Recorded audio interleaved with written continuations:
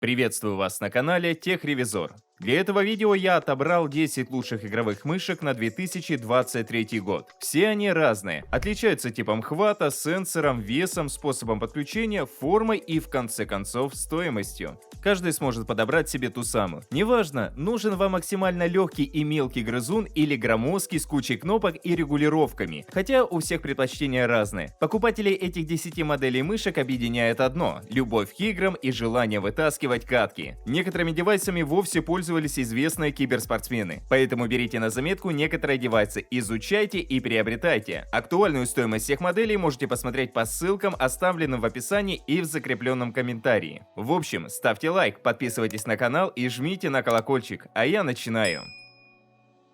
На 10-м месте расположилась проводная Bloody W70 Max. Это громоздкая мышка и подойдет только для средней или большой ладони. Какой хват, значения не имеет. Именно размер ладони сыграет решающую роль в комфорте при использовании. Так и кнопки будут удобнее под пальцами лежать, и в общем мышкой будет проще пользоваться. А если учитывать, что она еще и весит 140 грамм, так тем более важно удобно схватиться, чтобы просто без проблем поднять мышь. Кстати, у этой модели есть особенность. Вместо привычной кнопки регулировки DPI и переключения режимов здесь установлена колесико, то есть на корпусе два колеса. Уверен, что не каждому может быть удобен такой нонсенс, но со временем точно выработается привычка. А там уже и внимание даже на это обращать перестанете. Если говорить о сенсоре, то здесь ничего особо интересного. BC3332S с максимальным разрешением DPI 10 тысяч точек. Можно играть в любые жанры игр без заморочек и типичных проблем дешевых сенсоров по типу срыва или неточной наводки. В этом плане у Bloody W70 все отлично. Ну и с дизайном не прогадали. Есть модели Bloody, которые, откровенно говоря, на любителя. Куча подсветки, какие-то непонятные вставки и прочее. Но именно это посдержанней будет. И подсветка неброская, и сами материалы хорошие. Простой пластик по всем фронтам, без всяких матовых вставок, которые в бюджетном сегменте стираются через год. Ну и с ПО проблем не возникнет. В нем легко настроить DPI, режимы работы, программируются кнопки и подсветка. На 9-м месте стоит MSI Clutch GM11. Тоже подключается по проводу, и хоть она из бюджетного уровня, выглядит все равно классно. MSI все-таки. Никакие наляпистые 15 зон подсветки в глаза не бросаются, разве что подсветка логотипа и основания. Однако чувствуется момент экономии в пластике. Рукой ощущается хлипкость и нецелостность конструкции, как будто уронишь и мышь развалится, поэтому краш-тесты лучше не проводить. Но сама форма уже ближе к универсальной, и размер ладони не особо важен, и тип захвата. Да и весит она адекватно, но тут каждому свое. Возможно, кому-то как раз и нужен кабанчик на 140 грамм, однако здесь у нас 89, которые чувствуются в руке приятно тяжелыми и не вызывают усталость при использовании. Сенсор стоит уже немного поинтереснее, Pixar 3325. Он тоже ставится только в бюджетные мышки, но и при каких-то серьезных косяках замечен не был. Можно спокойно играть и не переживать, что в какой-то момент флик АВП окажется неточным только из-за кривого сенсора. Нет, здесь все окей. Правда, разрешение он имеет крайне скудное, до 5000 точек на дюйм. Это не 30К, как у некоторых, но если вам достаточно 3200 DPI, то вообще не обращайте внимания на этот момент. Для смены режимов можно использовать кнопку, только нужно назначить ту, которая будет удобной. В ПО Dragon Center можно настраивать мышку, в том числе режимы подсветки, и создавать профили под разные сценарии использования. Приложение предельно понятное, только функционал все-таки урезан в некоторых моментах. Безусловно, можно настраивать подсветку, DPI, макросы, но какой-то экзотической регулировки асимметричного отрыва ожидать не стоит. 8-е место занимает HyperX Pulsefire Hest.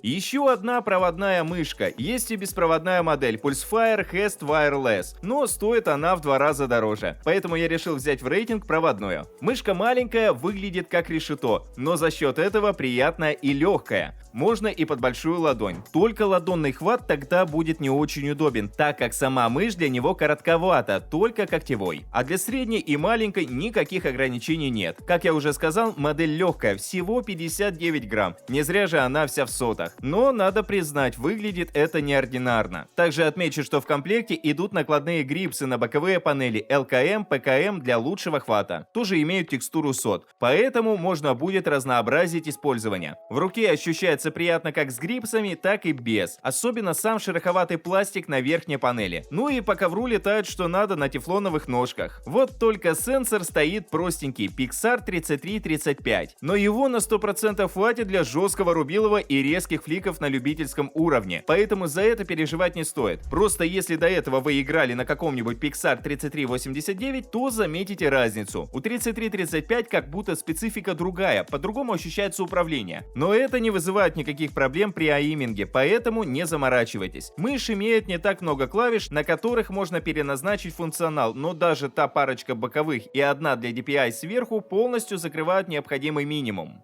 В приложении HyperX Infinity переназначается все очень быстро и удобно. Там же и макросы, разрешение и подсветка. На 7-м месте стоит Asus TUF Gaming M4 Wireless.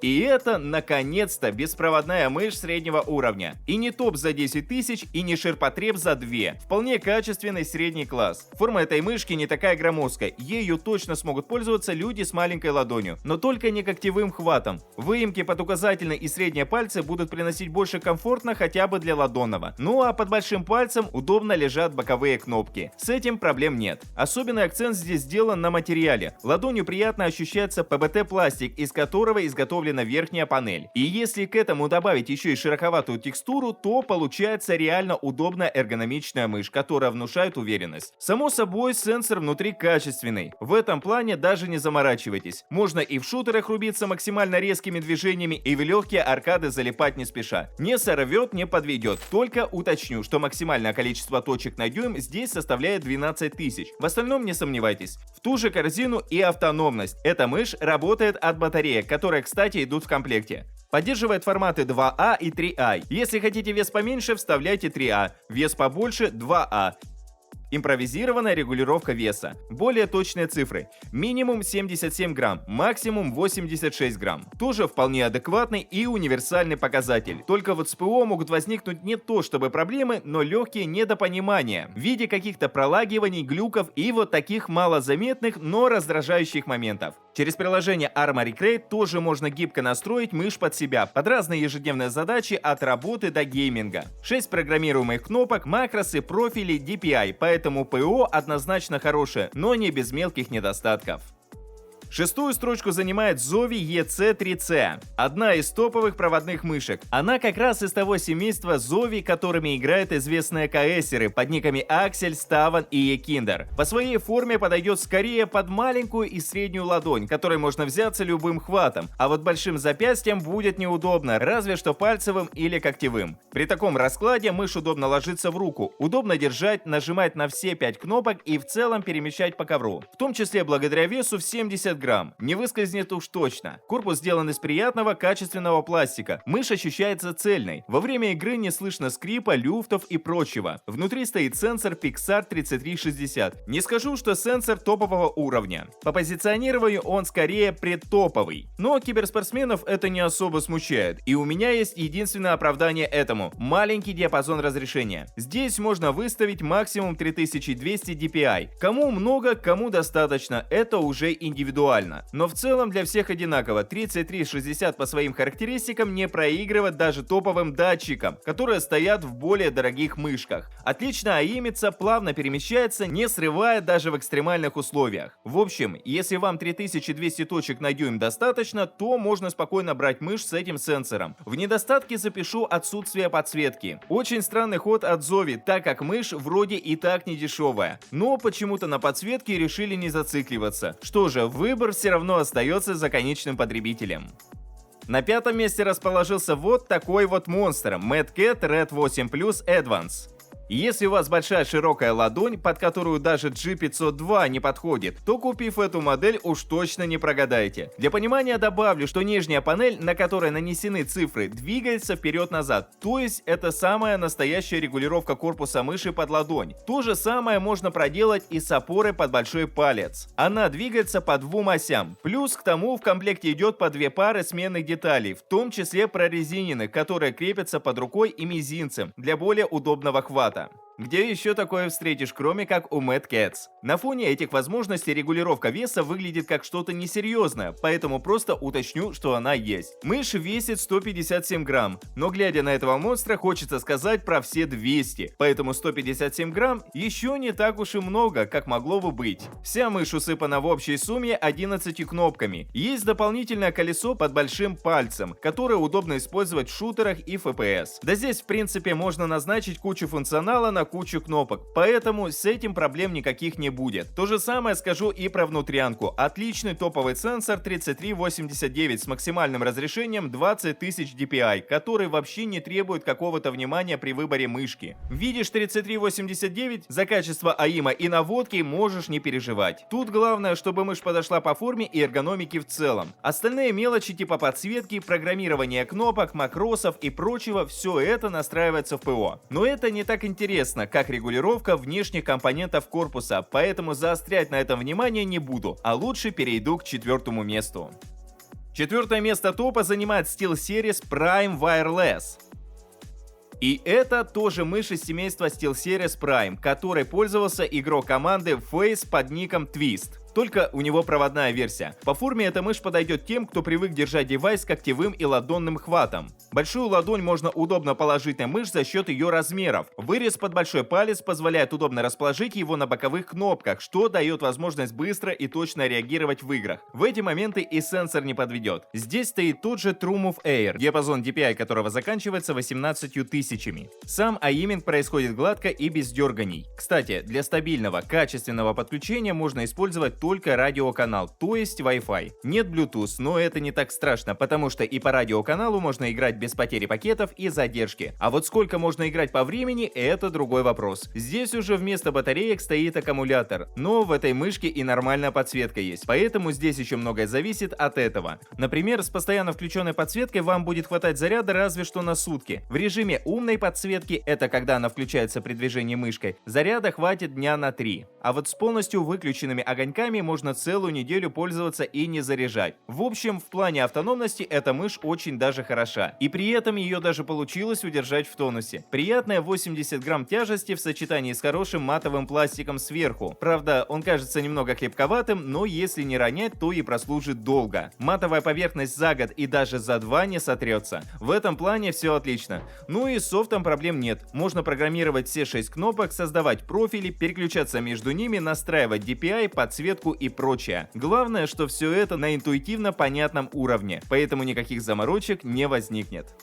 Вот мы добрались до тройки лидеров. Третье место занимает Razer Viper V2 Pro. Одна из лучших игровых мышей, которая подключается по проводу и радиоканалу. При этом у нее классная форма под любой хват и размер ладони. Малый вес всего 58 грамм. Качественная сборка из хорошего и крепкого пластика. Про сенсор сказать нечего. Отличный Razer Focus Pro, который быстро реагирует, точно отслеживается, есть настройка асимметричного отрыва. Настраивайте расстояние отрыва мыши вплоть до 0,7 мм под свой стиль игры. В вашем распоряжении 26 уровней. А разрешение DPI вообще доходит до рекордных 30 тысяч точек. Вряд ли это пригодится большинству, но те единицы, кому реально столько нужно, заценят способность. В ПО можно выставить все нужные значения. Очень гибкое приложение с кучей настроек для тех, кто любит копаться в этом и разбирать каждую деталь. И понятный интерфейс для тех, кому нужно просто побыстрее подключить мышь, выставить DPI и залететь в катку. Но если реально посидеть, позаниматься, можно настроить 5 профилей под разные задачи с учетом любой мелочи и удобно переключаться между ними кнопкой. Ну а автономность этой мыши восторга не вызовет. При подключении по свистку можно играть часов 80, а дальше только переходить на провод. Благо, недолго ждать, чтобы зарядилась. Порядка 3 часов в зависимости от версии USB. Серебряную медаль забирает Pulsar X2 Wireless. Эта мышь тоже подключается и по проводу, и по воздуху. По форме и габаритам она удобно ляжет в ладонь как маленького, так и большого размера, даже не глядя на тип хвата. А по весу так тем более, всего 56 грамм. Поэтому в плане эргономики это очень классная мышь. А если говорить о технике, то тот же сенсор здесь один из лучших на рынке – Pixar 3395. Сравнивая его с топовыми Logitech или Razer, смысла нет. Все они отрабатывают на 5 с плюсом, никаких срывов. Разумеется, если вы не на голом столе со слоем грязи играйте. При минимально качественном коврике вы почувствуете четкость и плавность аиминга, в том числе благодаря тефлоновым ножкам. Они буквально заставляют плыть такую легкую мышь по покрытию. А материал пластика верхней панели тоже не разочаровывает. Качественный пластик, не матовый, без каких-либо придумок. Поэтому ничего не сотрется и не сдерется через пару лет. По работе в двух режимах. Подключение по проводу. Могу уточнить только то, что провод качественно сделан. Мягкая и крепкая оплетка, которая точно не расползется от постоянного смыкания. На одном конце выход под USB типа A, на другом типа C. Ну а беспроводное подключение осуществляется через Wi-Fi по свистку, который идет в комплекте. Мышь хорошо ловит сигнал, не отваливается и не подводит. Ну и заряд держит по времени она так же, как и беспроводная, около 70 часов. А как только села, подключайте ее по проводу и пользуйтесь дальше, пока та не зарядится. Весь смысл мышек с комбинированным подключением. Лучшей игровой мышкой стала Logitech G Pro X Super Lite.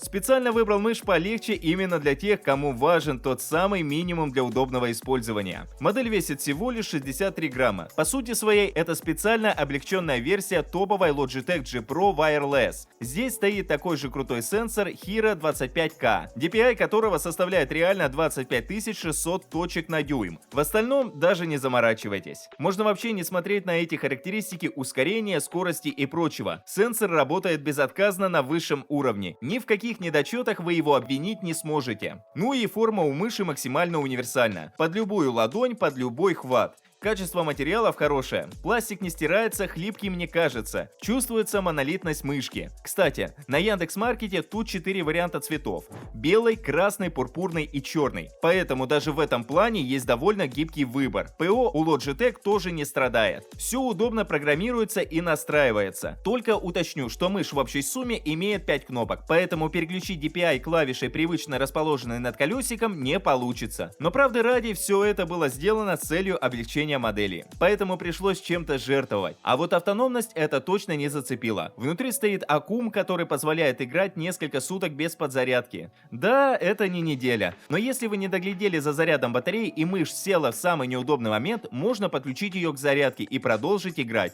но уже с проводом. Эдакий компромисс, который достигается в угоду легкости. На этом мой рейтинг подошел к концу. Подписывайтесь на канал, ставьте большие пальцы вверх, а также не забывайте включить уведомления, чтобы первыми узнавать о новых рейтингах и обзорах техники. Стоимость всех моделей можете посмотреть по ссылкам, оставленным в описании. А с вами была команда канала Техревизор.